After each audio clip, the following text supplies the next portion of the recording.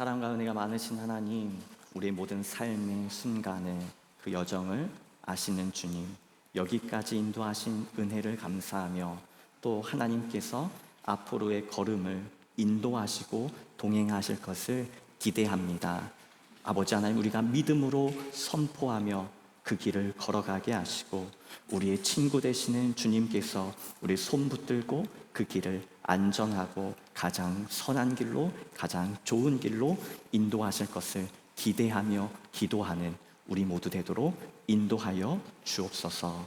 그렇게 이번 한 주도 주님과 동행하는 삶을 살도록 이끄실 것을 믿으며 예수 그리스도의 이름으로 기도드립니다. 아멘. 주님의 은혜와 평강이 여러분들의 삶과 가정 가운데 충만하시기를 주님의 이름으로 축복합니다. 오늘은 아모스 5장 말씀을 여러분들과 나누려고 합니다. 아모스는 남유다에서 태어난 선지자로서 여로보암 2세 시대에 하나님 앞에 부름을 받아 활동했던 선지자입니다. 특별히 여로보암 2세는 어떤 왕이냐면요, 북이스라엘 왕국의 13번째 왕으로 41년간 오랜 기간 통치했던 왕입니다. 이것이 왜 중요하냐면요, 41년이라는 그 기간, 특별히 여로보암이 정치적으로나 군사적으로 북이스라엘의 최고의 전성기를 이끌었던 왕으로 평가되기 때문입니다. 열왕기하 14장 25절 말씀을 읽어보면요, 여로보암 왕이 하맛 어귀에서부터 아라바 바닥에 이르는 광범위한 영토를 회복하였다라고 기록합니다. 이는 성경학자들이 평가하기를 이 정도의 영토와 규모는 솔로몬 시대 이후에 가장 넓은 영토라고 평가합니다. 그럼에도 불구하고 이것은 여로보암 2세의 능력으로 감당한 것이 아니라 하나님께서 여로보암 2세를 통해 이루신 섭리임을 이어지는 본문에 밝히고 있죠. 그런데 이스라엘이 항상 잘 되고 번성하고 부강할 때 조심하고 염려해야 되는 것이 있습니다. 바로 그 이면에는 언제나 심각한 영적인 타락과 사회적인 부패가 자리 잡고 있기 때문입니다. 그래서 아모스 선지자는 하나님의 대언자로서 이러한 북이스라엘의 종교적인 위선, 또 도덕적인 부패를, 그리고 극심한 사회적 불평등에 대해 날카롭게 고발하고 있습니다.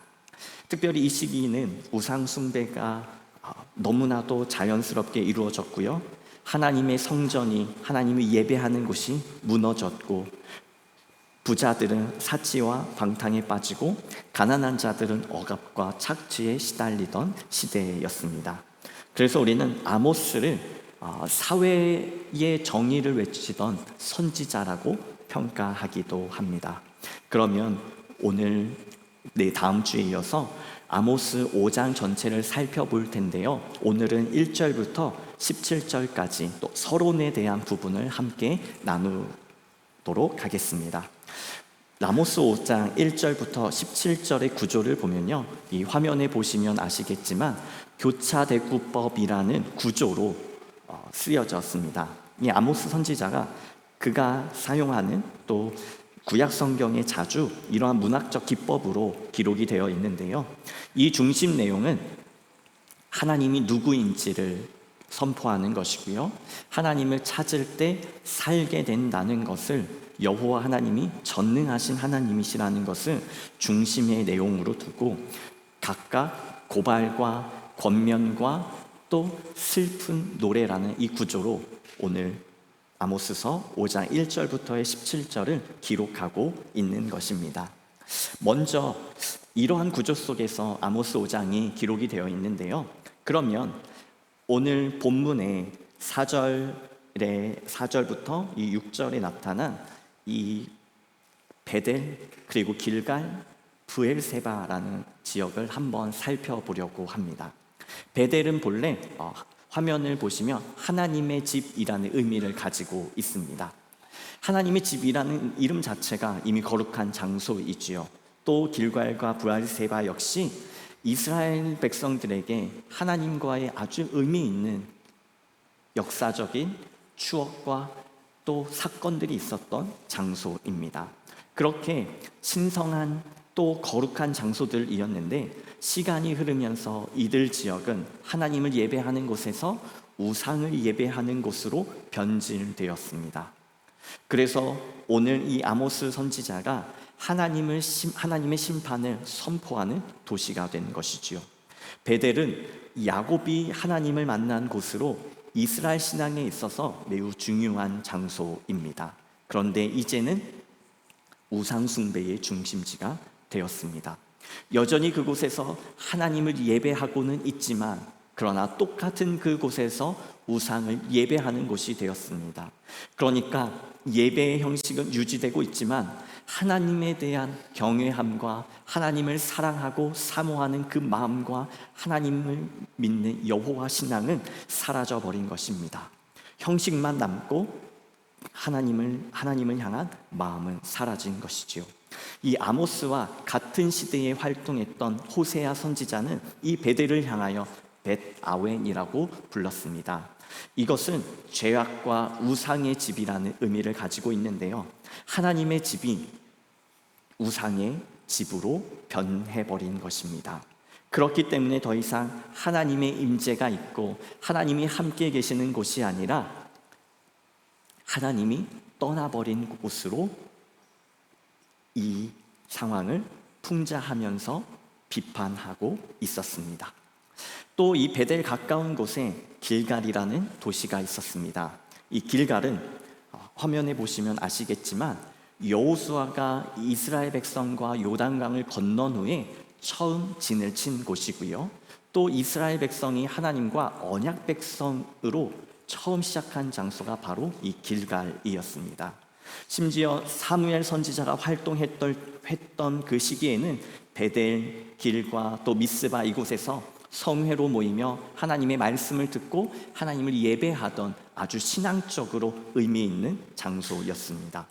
그런데 이곳 역시 베델과 함께 우상을 숭배하는 장소로 변해버렸습니다. 하나님과 언약을 맺었던 장소에서 이제는 하나님의 심판이 임하는 장소로 변했던 것입니다. 심지어 아모스 선지자는 이곳에 다시는 들어가지 말라고 경고를 합니다. 이어지는 브엘세바는 어떤 곳일까요?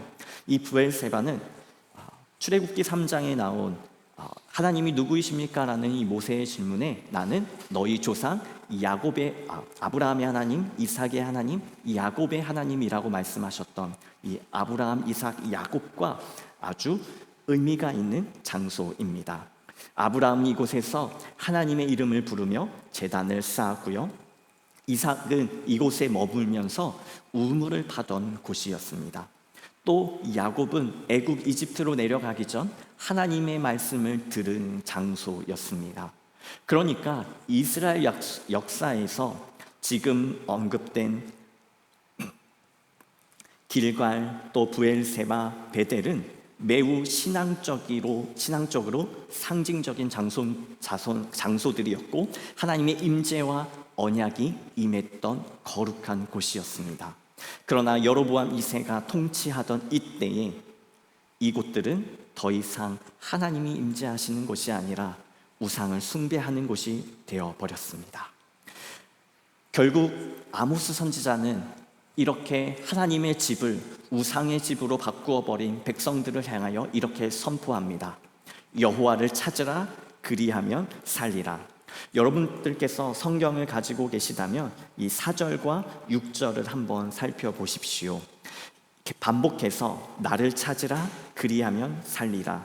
여호와를 찾으라, 그리하면 살리라 라고 말씀하고 있고요.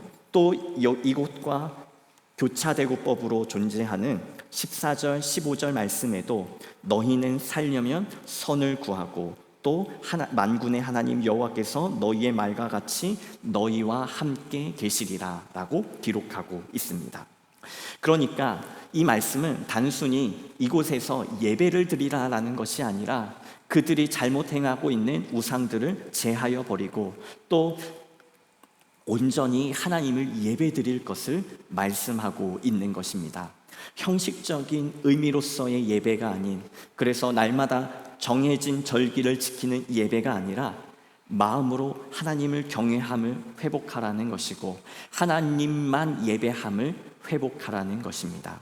진정한 예배를, 하나님과의 관계를 명령하고 있는 것이지요. 그래서 아모스 5장 7절은 이렇게 고발합니다.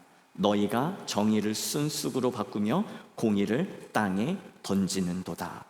여기서 정의와 공의는 단순히 우리가 생각하는 어떤 사회적 의미를 넘어섭니다. 바로 하나님의 말씀에 기초한 삶의 질서와 관계를 의미하는데요. 제가 예전에 창세기 1장과 2장의 말씀을 중심으로 하나님께서 만드신 창조에 담겨진 관계에 대해서 설명을 드린 적이 있습니다. 그 관계는 먼저 사람과 하나님과의 관계였고요, 사람과 사람의 관계였고요, 또 사람과 다른 피조물들 간의 관계였습니다. 이 관계는 어느 것 하나 중요하지 않은 것 없이 이것이 세 관계가 온전히 하나님 안에서 또 이 땅 가운데 삶에서 연결된 삶의 방식입니다. 그러니까 이 말씀을 잃어버렸다는 것, 관계를 무너뜨려 버렸다는 것은 하나님을 잃어버렸다는 것이고 하나님께서 주신 말씀을 땅에 짓밟아 버렸다는 것을 의미합니다. 그 결과 남은 것은 하나님 없는 경제적인 부강함, 경제적인 번성과 또 군사의 강력한 군사적인 힘뿐이었겠지요. 그러니까 눈으로는 화려함이 가득했지만 그들의 마음은 여전히 궁핍함과 또 곤고함과 채워지지 않는 공허함이 있었습니다. 그들은 교만함으로 모든 것을 물질적인 것으로 채우려고 했을 뿐이지요. 결국 그들이 받은 것은 무엇인가요? 하나님께서 이 땅을 무너뜨리시겠다는 심판의 말씀입니다. 결국 이 심판의 말씀은 이스라엘의 교만이 불러온 것이었습니다. 하나님 없는 정의는 정의가 아니며 하나님의 통치가 사라진 사회는 결코 평화롭지 않다는 것을 아모스 선지자가 선포하고 있는 것입니다. 결국 하나님께서는 이 북이스라엘을 심판하시게 됩니다. 아모스 선지자가 활동했던 때를 기원전 760년으로 평가를 합니다.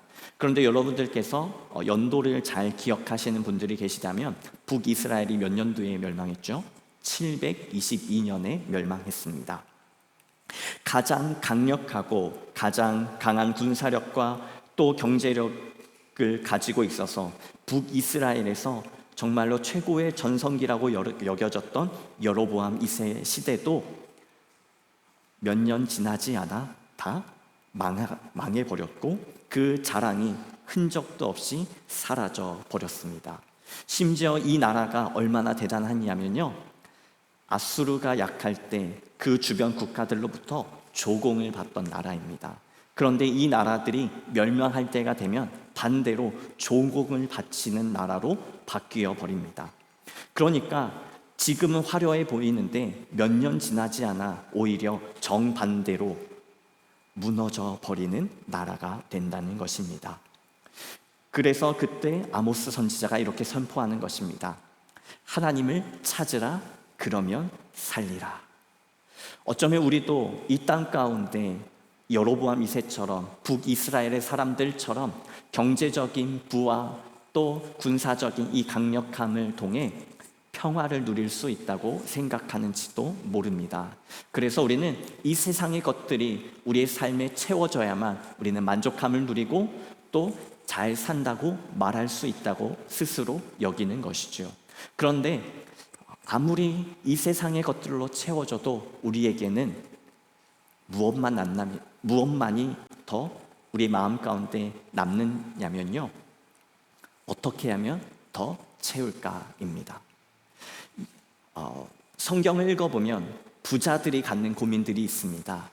그 부자들이 갖는 고민은 무엇이냐면요, 내가 이 가진 것을 더 많이 보관하기 위해서 얼만큼 더 크고 넓은 창고를 지을 것인가입니다. 다 쓰지 못할 것을 사용하지 못한 채 소유만 하려고 하는 것이 바로 사람의 모습이고 지금 여로보암 2세 시대의 모습이었습니다. 그러니 부자들은 사치로 그 삶을 낭비하고 있고, 그 반대로 가난한 사람들은 기근과 경제적인 화려함과 또 강력한 군사력과는 정반대로 아무것도 가지지 못한 채 살아가는 것이지요. 그런데 하나님의 말씀은 무엇이냐면요, 하나님과 사람과 피조물들의 이 관계 속에서 부족한 것을 공급해주고 또 하나님의 축복을 받으며 함께 살기를 말씀하시는 것입니다. 하나님을 찾으라 그러면 산다라는 이 말씀은 겸손히 하나님 앞에 나아가는 삶이며, 하나님께서 우리에게 명령하시고 말씀하신 그 삶을 살아내는 것입니다. 누구를 통하여? 나를 통하여 그렇게 이루어내는 것이고요. 무엇보다 하나님께서 나에게 허락하신 넉넉한 은혜와 축복을 통해 나눔으로써 말씀을 이루어내는 것입니다. 그것이 아모스 선지자는 하나님 앞에 겸손히 나아가는 삶이라고 말씀하고 있습니다. 그러나 여로보암은 그렇게 살지 못한 채 무너져 버렸습니다. 그들이 의지하던 힘과 능력을 다 하나님께서 손과 발 그 하나도 남김없이 다 제하여 버리셨습니다. 결국 그들은 여로보암 2세와 그리고 그 후손들은 다 끌려가서 포로의 삶을 살아갔고, 그리고 흔적도 없이 죽임을 당하게 되었습니다. 우리는 매일 과거의 영광을 생각하며 살 때가 있습니다. 내가 그때는 이만큼 이루었고, 내가 그때는 이만큼 가졌었고, 그때는 이만큼 할 수 있었지. 그런데 오늘 성경 본문에 기록된 베델도 길갈도 브엘세바도 너무나도 놀라운 영광 속에 살았던 지역입니다. 하나님의 임재가, 하나님의 축복이 가득했던 지역입니다. 그런데 하나님이 없이는 그 어느 것도 살아있는 것이 아니라 다 죽은 것이 되는 것입니다. 아무리 하나님께서 우리에게 축복을 주셔도 우리가 하나님과 동행함으로 그것을 하나님 주시는 마음과 또 말씀으로 그것을 사용하고 그것을 하나님을 위하여 사용하지 않는다면 여전히 우리는 결핍을 느끼고 있고 공허함을 느끼고 있고, 여전히 세상의 것으로 채워야만 만족할 수 없는 만족을 느끼게 되는 것입니다. 그리고 결국 그 교만은, 그리고 채워지지 않는 공허함은 스스로를 망가뜨리게 되는 것이지요. 마치 여로보암 시대가 그랬던 것처럼요. 어떤 목사님께서 이 말씀을 함께 나누는데 이렇게 설명을 해 주시더라고요. 길갈과 베델과 브엘세바는 생명력을 잃어버린 과거의 영광만 가진 유적지가 되어버렸습니다. 그러나 하나님께서 원하시는 것은 무엇이냐면 살아있는 믿음의 유산을 갖는 것입니다. 유적지와 유산의 차이점은, 공통점과 차이점은 무엇일까요? 공통점이라면 물려받은 것일 것입니다. 그런데 큰 차이점이 있습니다. 유적지는 더 이상 아무 일도 일어나지 않습니다. 박물관에 보관되거나 보존된 것으로 끝날 뿐이지요. 그런데 유산은 무엇입니까? 계속 후손 대 후손의 후손으로 이어져서 그것을 누군가 살아내는 생명력을 가질 것이고, 또 누군가에게 또 흘러내려가서 그 삶을 풍성케 하는 에너지를 가지고 있다는 것입니다. 전통으로 끝나는 것이 아니라 살아있는 유산이 되는 신앙을 살아갈 것을 이 아모스 선지자가 요구하는 것이고 요청하는 것입니다. 비록 하나님을 따르는 것, 하나님을 믿는 것이 세상의 방법과는 다르게 보이나, 그러나 그것이 바로 하나님의 백성을 살게 하는 힘이며 능력임을 우리는 기억해야 합니다. 오늘 아모스 말씀을 통해 또 여로보암 왕의 그 일대기를 통해서 눈에 보이는 화려함이 아닌 살아있는 하나님의 말씀을 믿음의 유산은 우리의 삶에, 우리의 가정 안에 온전히 세워감으로써 전능하신 하나님과 함께 우리의 삶의 자리에서 승리하는 삶을 사시기를 소망합니다. 그래서 하나님을 찾고 하나님과 함께 생명력을 가져 열매 맺는 삶을 살아가시기를 주님의 이름으로 축복합니다. 기도하겠습니다. 오늘 함께 기도할 때에 여러분들께서 여러분들의 삶에 가장 중요하다고 여겨지는 것이 무엇인지를 하나님 앞에 고백하며 그것을 내려놓을 수 있는 겸손함을, 용기를 달라고 기도하시고 오직 하나님으로 만족하게 해달라고 우리 함께 하나님의 임재를 구하며 기도하겠습니다.